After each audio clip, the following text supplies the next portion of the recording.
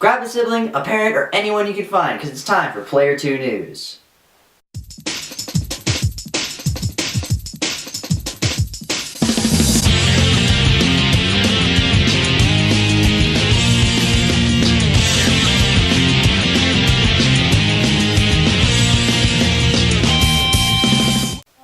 Hello there, my name is McChillbeans, and this is my newsroom. I'll be your anchor aboard this ship of awesomeness and wonder and magic. And video games. Lots and lots of video games. Now, since this is the flagship video of our channel, I figured, to start things off right, I'd do a top list of my favorite secondary characters in gaming. Being Player 2 News, it just seemed fitting. Now, a couple of rules for this list. No two characters from the same franchise, and all the people I've picked have one thing in common. They're either a duplicate of the main character, or they're featured prominently throughout the game, either crucial to the plot, or as the right-hand man of the head honcho. So here's my top 8 list of secondary characters in gaming. Why 8? Well, our first contender in the ring is admittedly a cop-out, but he's a good choice, and a recognizable one. Every fighting game has that iconic character that stands out from the rest, and a perfect clone to go with him. The clone in this case is Ken Masters. Having his initial debut in 1987 on the original Street Fighter game, he was only a palette swap of Ryu to begin with. In 1991, when Street Fighter II hit arcades, he was one of the lucky 3 to be swapped over to the new game. As most clone characters are, Ken is the opposite of his white-clad rival. The American is the perfect answer to Ryu's more serious attitude. This, as well as his training alongside Ryu, has not only given him the fighting spirit to never back down, but the iron fist to back up an equally rock-solid will. And this alone makes him a true man.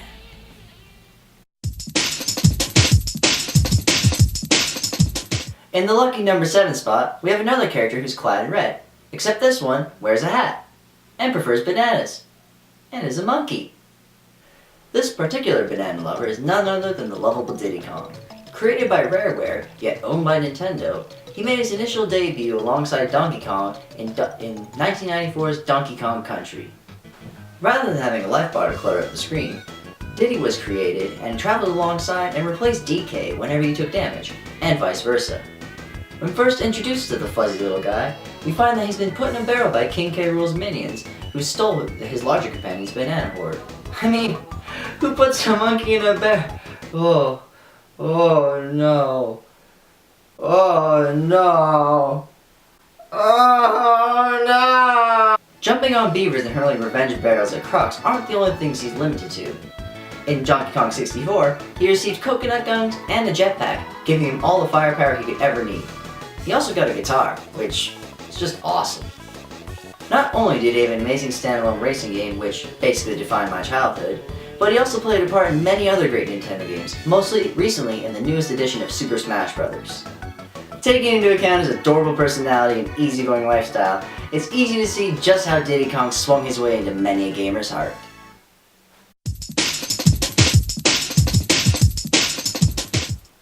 Before I reveal this next choice, I have a few hints for you as to who they could be.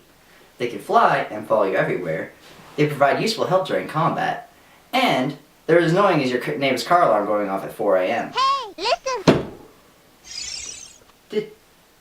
Did you hear anything?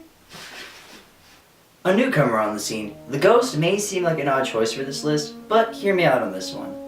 When I first heard of Bungie developing a new game after Halo Reach, I got really excited. Then, in early 2014, I kept hearing more and more about Destiny. To make a long story short, I got a PS4 and pre-ordered the Digital Guardian edition of Destiny as soon as it was available. I wanted to get the Ghost edition because it comes with a life-size model of the Ghost, and as you can see, I like my collectibles. But alas, everywhere I went was sold out completely. And, to make matters worse, a friend I raided with in-game told me that it talks and makes whoosh noises. I want to make whoosh noises. Whoosh! But anyways, back to the man of the hour, or robot floaty thing, whatever. Right from the start of the game, he is there, and frankly without him, you wouldn't be there either. Created by the Traveler, the Ghosts were sent out to find wielders of the light to help combat the approaching minions of the darkness. After bringing you back to the land of the living, the ghost acts as your guide, as well as your radar, your flashlight, your lockpick, your computer hacker, and your communication device. Speaking of communication, the voice of the ghost was provided by Peter Dinklage, who's most known for his role as Tyrion Lannister on Game of Thrones. With his constant exhibition on everything from the direction you need to go to snarky comments about your actions, it's hard not to be reminded of a certain blue fairy. Except this fairy isn't blue, and isn't really a fairy. What the?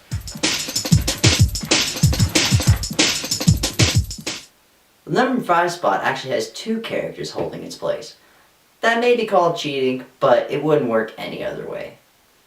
I played Portal 2 before the original, and that's something I've never regretted, mostly due to the fantastic co-op gameplay featuring the great pair, Atlas and Peabody. Originally planned to be the main character Chell and a newcomer Mel, they were replaced with robots instead.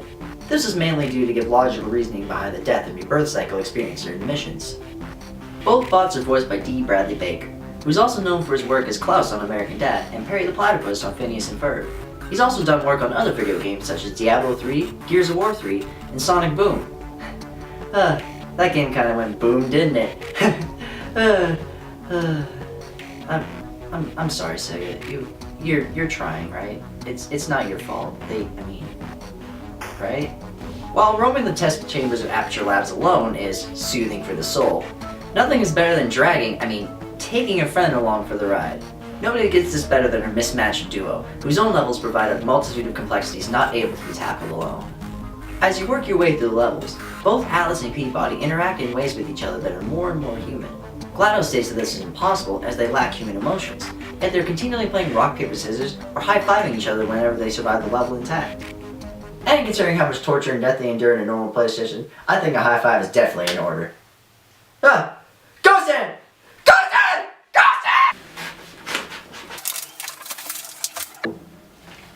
Oh. As I mentioned earlier, I recently got a PlayStation 4. One of the games I got for it happened to be a launch title, and this next character from it surprised the hell out of me. Abigail Fetch Walker is one of those characters in a fictional universe who truly stood out to me. Her touching yet tragic backstory is not easily overlooked by the plotline of Infamous Second Son. Ripe with homelessness, drugs, and a murder-revenge plot all its own, it makes her an interesting character to get to know. She's brash and impulsive, ready to fight at the drop of a hat, yet she's a deep, caring side about her. This really shows through when she's talking about her brother Brent, who was the only one to stick with her after her powers woke and she was labeled a bioterrorist. After meeting Delson, she seems to open up a bit more, probably due to having found a fellow conduit in her situation. With his influence, she realizes her true goals and sees them through to the end, be it the path of justice or malice. But that's all up to you in the end. You better not screw up. Now normally, that would be the end for a simple plot point character, but luckily for us, the guys and gals at Sucker Punch Studios had a few more plans for this pink streaker. In late 2014, Infamous First Light was released as a digital download-only title. It takes place in 2 separate time frames, one being in Curtain Cave Prison, where Fetch spent her time training under Brooke Augustine how to fight and survive. The second takes place 2 years prior, when Fetch was still with Brent. During an attempted escape of Seattle under cover of night, Brent goes missing, and Fetch is forced to find him if she wants to escape free and happy. This section provides the main bulk of gameplay, which involves collecting lumens to power up, doing story missions to try and find Brent, and practicing your graffiti skills. Speaking of which, this is where her love truly shines through. Each piece is a reflection of her and her brother, which shows just how much she cares for him. Even when he's gone, she can continue to look toward the future and bring light to the darkness of life.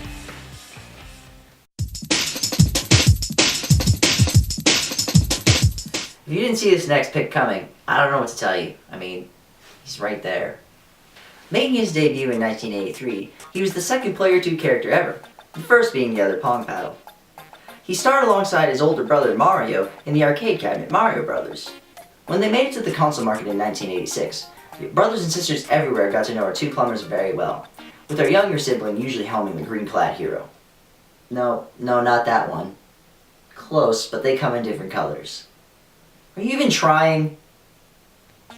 Anyway, it wasn't until Super Mario Bros. 2 that there was an actual difference between them. Luigi was made taller and was able to jump higher than his red sibling. This feature made it into every other game that he's featured in. Well, almost every other game. Once Nintendo got tired of using cartridges, they made the GameCube. This saw Luigi gain his first standalone title, Luigi's Mansion.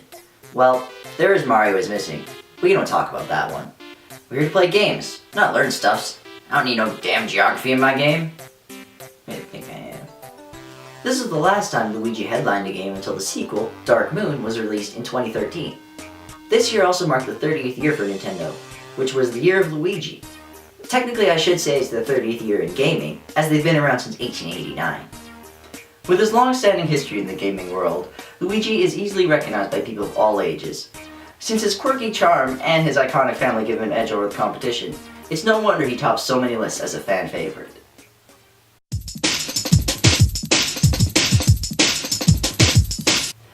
Now, before I get into the top 2, I'm going to lay down a spoiler warning. What I'm going to say is probably going to ruin the next few games for you, but they've been out long enough and you should have no worries by now. With that said, let's do this. Gears of War is an incredibly dark series of games.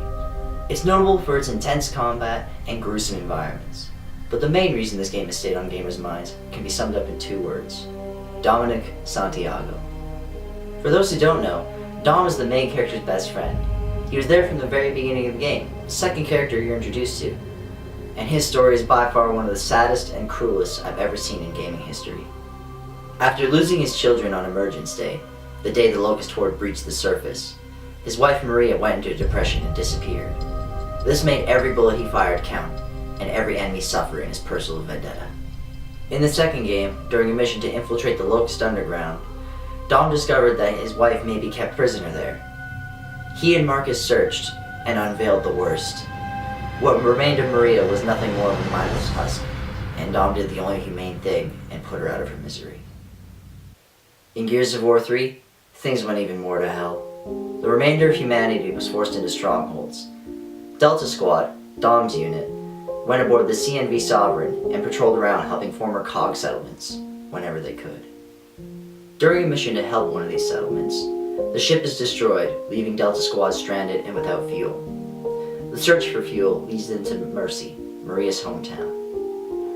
En route to turning on the fuel pump, Dom stops by an angel statue to pay his final respects. He leaves it with his COG tags and rejoins the group, only to be ambushed on all sides. After a serious firefight leaves him stranded from the rest of the group, Dom does the only noble thing he can. He jumps inside a truck, drives down a tunnel, and with one final word to Maria, crashes into the enemy-filled gas station. This kills himself and all the enemies, but saves Marcus and the others. This moment will forever be with me. The music that plays during it is the instrumental to Mad World by Gary Jules, and it's the first song that they played during their first trailer. This brings the entire franchise full circle, and it's not something a lot of series do. I remember seeing those initial trailers for the first game, and I thought to myself, this is going to be pretty crazy. Turns out the first game was a little too crazy for my liking. However, a friend convinced me to pick up the second game, and with him we completed the campaign and multiplayer. And then we did the third game as well. When Dom's death scene came about, I actually remember feeling physically shaky and confused. It was something I could not bring myself to handle. I didn't know what to bring of it. I don't think it would have been the exact same if I played it by myself. As with the second player happening, he played as Dom up until that point. Neither one of us expected it until it was actually happening.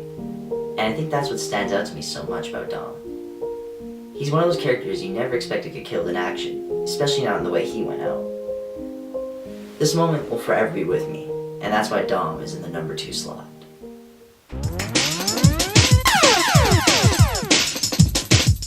But luckily, our last entry is a little more lighthearted. She's in a game very close to my heart, and iconic in her franchise. Ladies and gentlemen, my number 1 pick is... Hey! Listen! Really? You couldn't let me finish. Our number 1 pick is... Hey! Listen! You get one more shot. Our last pick is... Hey! That's fucking... Got enough? Listen!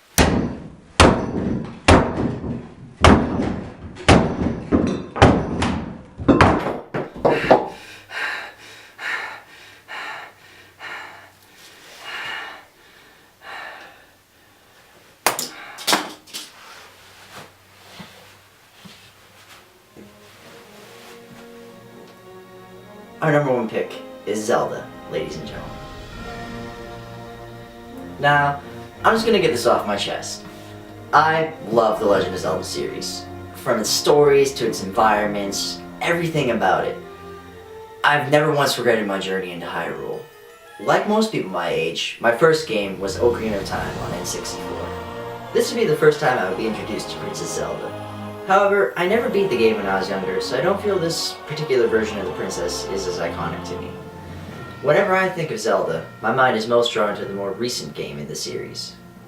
The Legend of Zelda Skyward Sword was released on the series' 25th anniversary, and in my opinion, they really went all out on it. Not only is the gameplay some of the best it's ever been, but the world is just so vibrant and colorful. Plus, you get to fly around on giant birds. That's so cool! In my opinion, the biggest difference is how they went about the story. Being a prequel to the entire franchise, they have no Hyrule, no castle, and no princess. Zelda's still there, but now she's the daughter of the Knight Academy's headmaster, and best friends with Link. Having known Link since she was little, Zelda's always keeping the sleepyhead on task and getting his back when he's being pushed around. Unless she's the one doing the pushing, in which case it's usually off a cliff. All these little signs show their budding romance, and it just adds more fuel to the fire. After completing the wing ceremony, Zelda's knocked off her loft wing and taken away by a black tornado. This provides the main motive for the game: save Zelda. I can't think of any other title in the series that actually gives a motive like that. Usually it's just save Hyrule, or collect the different crystals, or whatever. This is the only time in any game I've actually seen it. Save Zelda. Well, there is the goal to save the rest of Hyrule too, but that's null and void compared to the main, what they've set you up for to this point. It's really moving in a way. Okay, I know what some of you are probably thinking. Oh, why did you put Zelda number one? She's not even a secondary character. Me. Shut it, right now. I'm gonna tell you why I put her on this list. She's been important since the GameCube, alright? They put her in Super Smash Bros. For a reason. She kicked ass in Hyrule Warriors, and without her, the series wouldn't have a tangible name. So, Legend of Link is definitely not as catchy as The Legend of Zelda. That is just a fact. So there. Well, that's all the time we have here today. My name is Vic Chillbeans, and this has been Player 2 News. Damn it!